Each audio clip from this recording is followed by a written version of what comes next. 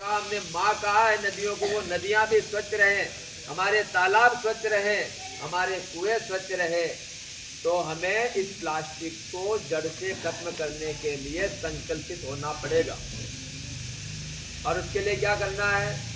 उसके लिए एक मंत्र है और उस मंत्र का नाम है इको वृक्ष। क्या है? इको वृक्ष। ये इको वृक्ष यानी जो पानी की बोतल आती है, इसका उपयोग व्यक्ति एक बार करता है और उसको फेंक देता है। अगर आपको सड़क पे मिल जाए तो उसको उठा करके लाओ।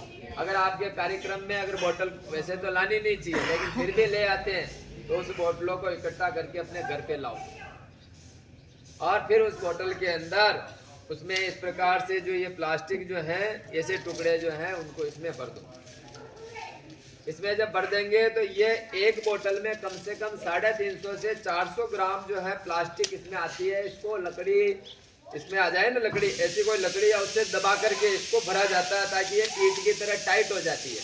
अब इसमें आपके दूध की थैलियाँ भी आती है, तो उनको भी आप क्या करो, काट करके धो करके सुखा दो और सुखाने के बाद उनको इसके अंदर भर दो।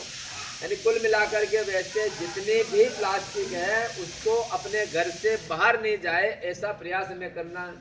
दूसरा, विद्यालय को स्वच्छ बनाए रखने के लिए यहाँ प्लास्टिक लानी नहीं है। यदि आ भी जाए तो उसके लिए भी अपने अपने कक्ष के अंदर एक एक बोतल जो है इस प्रकार की रखो और उसमें डाल करके इको वृक्ष बनाओ।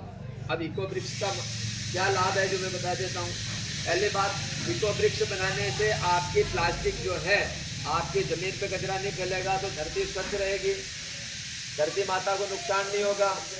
और प्लास्टिक धरती पे नहीं जाएगी तो पानी के साथ बह करके वो जो है नदियों में नहीं जाएगी, आपकी नदियाँ स्वच्छ रहेगी।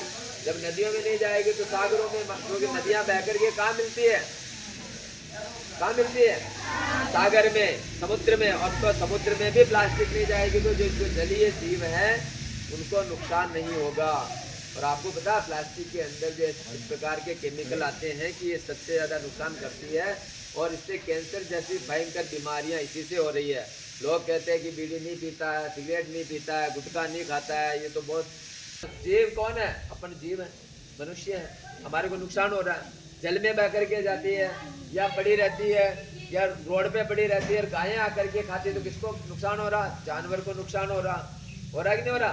5 जकार जिसे हमने कहा, धरती को नुकसान हो रहा है, जमीन जल को नुकसान हो रहा है, जल जमीन जीव यानी अपन प्राणियों को नुकसान हो रहा, और जानवर को नुकसान हो रहा है कि नहीं हो रहा? किसको? तो गाय खा रही है।